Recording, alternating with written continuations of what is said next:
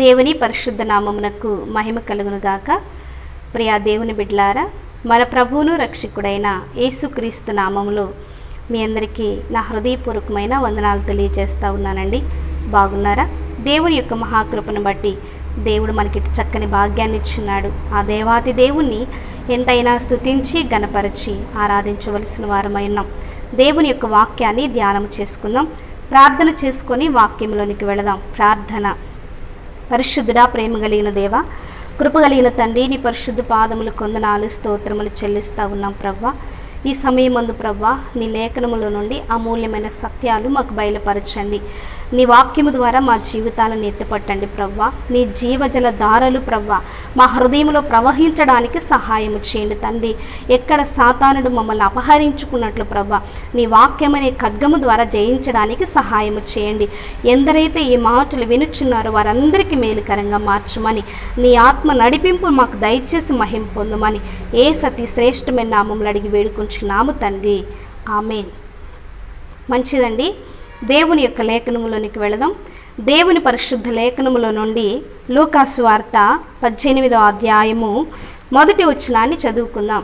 లూకాసు వార్త 18వ అధ్యాయము 1వ వచనాన్ని చదువుకుందాం. వారు విసుకక నిత్యము ప్రార్థన చేయుచుండవలెను అనుటకు ఆయన వారితో ఈ ఉపమానము చెప్పెను. చాలండి. చదవబడిన దేవుని పరిశుద్ధ లేఖనములో నుండి దేవుని మాటలు మనము గమనించినట్లయితే, దేవుని సన్నిధిలో ప్రార్థన చేసేటువంటి మనము కొన్నిసార్లు అలసిపోతూ ఉంటామండి.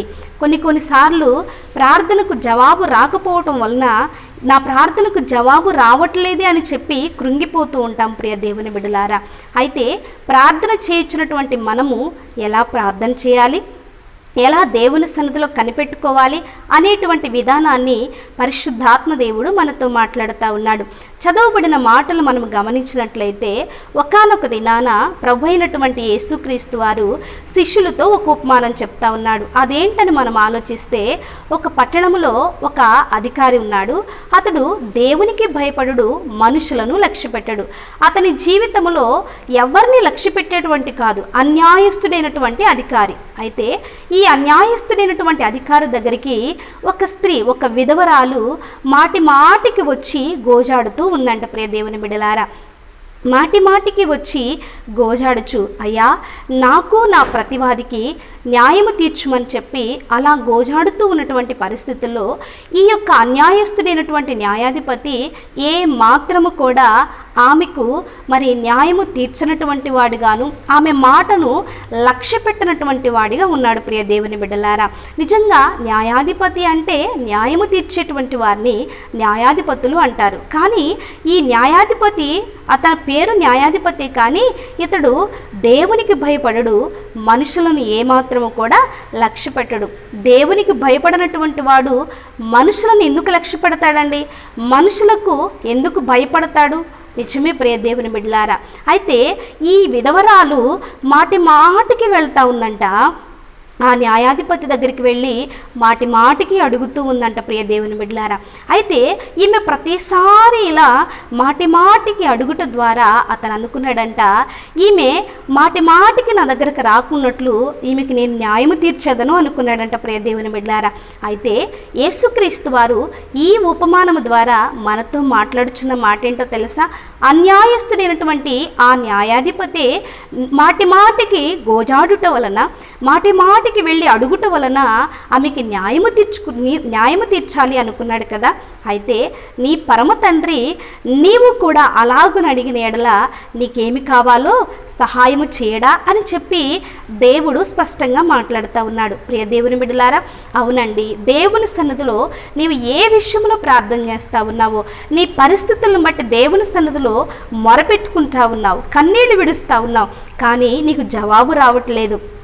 జవాబు రానంత మాత్రాన అలసిపోవలసినంత అవసరం లేదండి.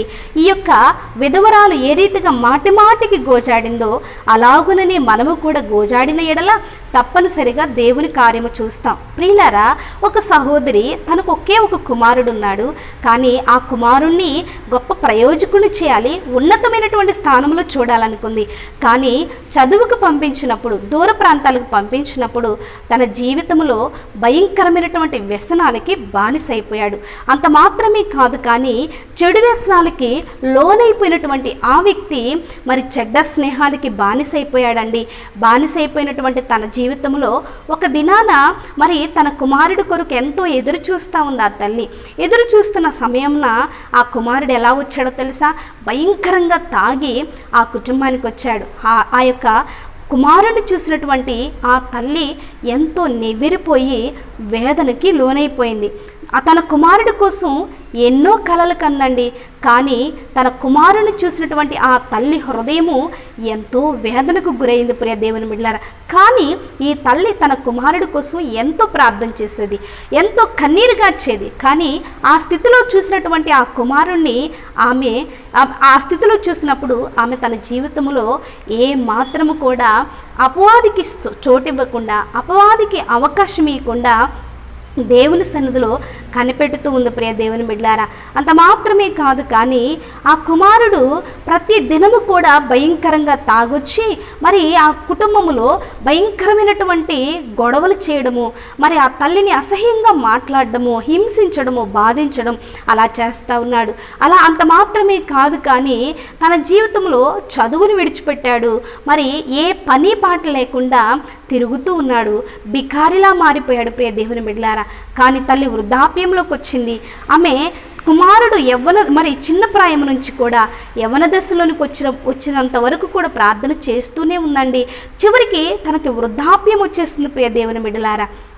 వృద్ధాప్యం వచ్చినా కూడా ఆ తల్లి ప్రతిరోజు ఆ చిన్న పూరి గుడిచిలో సాపేసుకొని మోకరించి చక్కని పాట పాడుతూ దేవుని మహిమపరుస్తూ దేవుని ఘనపరుస్తూ ప్రార్థన చేస్తూ ఉండేదంట తన కుమారుడి కోసం. ఇది మనకు సాధ్యమేనండి. మన కుటుంబంలో పరిస్థితులన్నీ కూడా మరి తారుమారుగా ఉన్నప్పుడు, మరి అననుకూలమైనటువంటి పరిస్థితులు ఉన్నప్పుడు దేవుని మహిమపరుస్తామా? దేవుని ఘనపరుస్తామా? లేదు ప్రియ దేవుని బిడ్డలారా. దేవుని ఆరాధించుము, దేవుని గణపరచుము, దేవుని మీద సణుగుకునేటువంటి వారిగా ఉంటాం. దేవుని సన్నిధిలో మోకరించడమే మానేస్తాం, దేవుని సన్నిధిలో కనబడడమే మానేస్తాం, మనుషుల మీద ఆధారపడతాం. కానీ ఈ తల్లి అయితే తన జీవితంలో దేవుని గణపరుస్తూ ఉంది, దేవుని ఆరాధిస్తూ ఉంది. ప్రియులారా, ప్రతిరోజు ఈ తల్లి ఇలానే చేస్తూ ఉంది. ఆమె ప్రార్థనలో కూర్చున్న సమయానికే ఆ కుమారుడు భయంకరంగా తాగొచ్చి ఆ తల్లిని దూషిస్తూ బయటే నిలబడి లోపలికి రాకుండా ఆ తల్లి పాట పాడుతూ ఉంటే హేళన చేస్తూ ఎగతాళి చేస్తూ బయట ఏదో ఆ యొక్క మత్తులో మాట్లాడుతూ ఉండేవాడు ప్రియ దేవుని బిడ్డలారా. ఒక దినం వచ్చిందండి, ఈ తల్లి ప్రతిరోజు ఇలానే చేస్తూ ఉంది. ఒక దినం వచ్చింది, ఆ తల్లి చనిపోయింది ప్రియ దేవుని బిడ్డలారా. ఆ తల్లి చనిపోయినప్పుడు ఈ కుమారుడు ఏం చేశాడో తెలుసా? చుట్టుపక్కల ఉన్న వారందరూ కూడా ఆ తల్లి డెడ్ బాడీని బయటికి తీసుకొచ్చి పండేశారు. అయితే ఈ కుమారుడు భయంకరంగా తాగొచ్చాడు, ఎప్పటికంటే కూడా ఇంకా అధికంగా తాగొచ్చి ఆ చనిపోయినటువంటి ఆ తల్లి ప్రక్కన మరి దుర్భాషలు మాట్లాడుతూ అసహ్యకరంగా ప్రవర్తిస్తూ ఉన్నటువంటి పరిస్థితుల్లో జనమందరూ కూడా ఆ వ్యక్తిని చూసి తిట్టుకుంటూ ఉన్నారంట. ఈ యొక్క భయంకరమైనటువంటి వ్యక్తి అసలు ఈ తల్లి కడుపుని ఎట్లా పుట్టాడు? ఈ తల్లి ఎంత ప్రార్థనాపరురాలు, ఈ తల్లి చేసిన ప్రార్థన ఏమైందని చెప్పి దేవుని కూడా దూషించడం ప్రారంభించారు ప్రియ దేవుని బిడ్డలారా.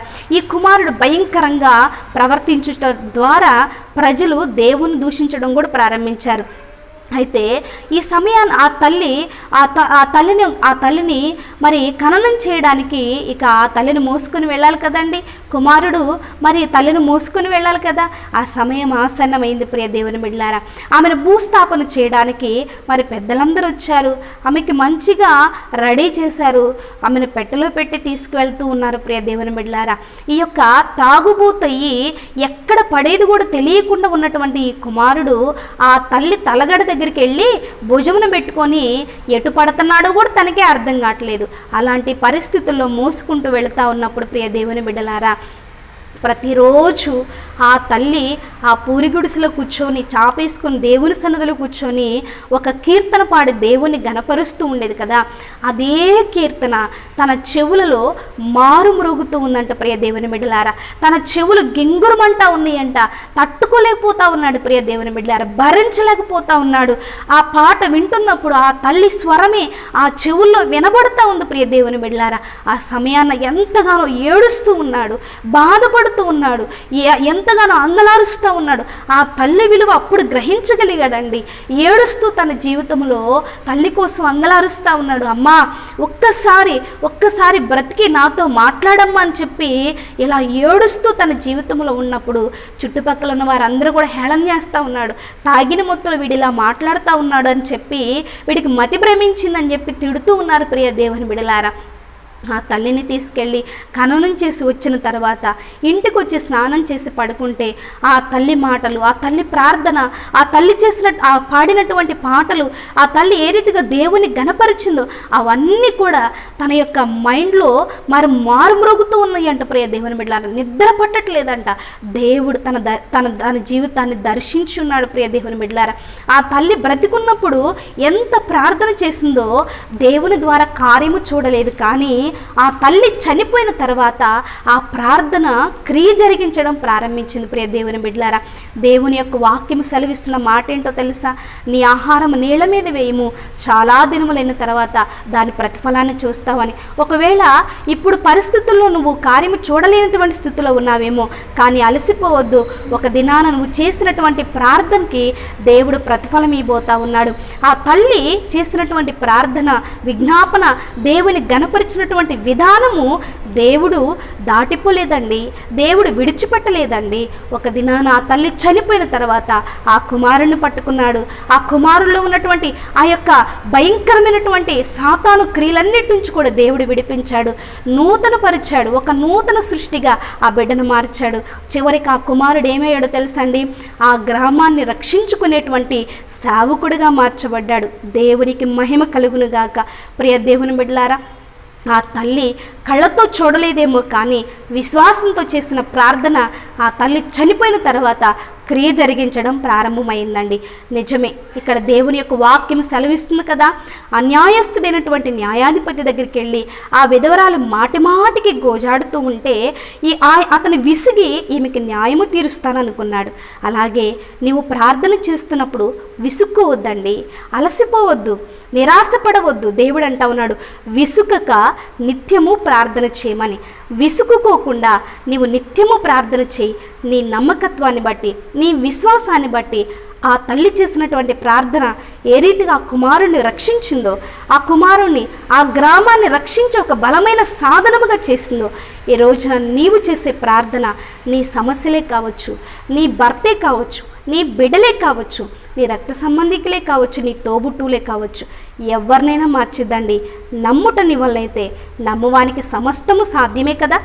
నమ్ము, విశ్వాసముంచు, తప్పనిసరిగా కార్యం చూస్తావు. ప్రార్థన చేయట్లు అలసిపోవద్దు. అలసిన ప్రాణాన్ని తెప్పరేలా చేసి దేవుడు ఉజ్జీవింప చేస్తానని వాగ్దానము చేస్తుండగా దేవుని సన్నిధిలో విశ్వాసంతో కనిపెట్టుకుందాం. దేవుని కార్యాలు చూద్దాం. అలాంటి గొప్ప కృప పరిశుద్ధాత్మ దేవుడు మనందరికీ అనుగ్రహించునుగాక. ఆమేన్. ప్రార్థన చేసుకుందామా? ప్రార్థన. పరిశుద్ధుడా, ప్రేమ కలిగిన దేవ, కృప కలిగిన తండ్రి, నీ పరిశుద్ధ పాదములు కొందనాలు, స్తోత్రములయ్యా. ఈ సమయముందు ప్రభా మీరు మాతో మాట్లాడినందుకు వందనాలు. విసుకక నిత్యము ప్రార్థన చేయవలని సెలవిచ్చిన దేవుడవయ్యా.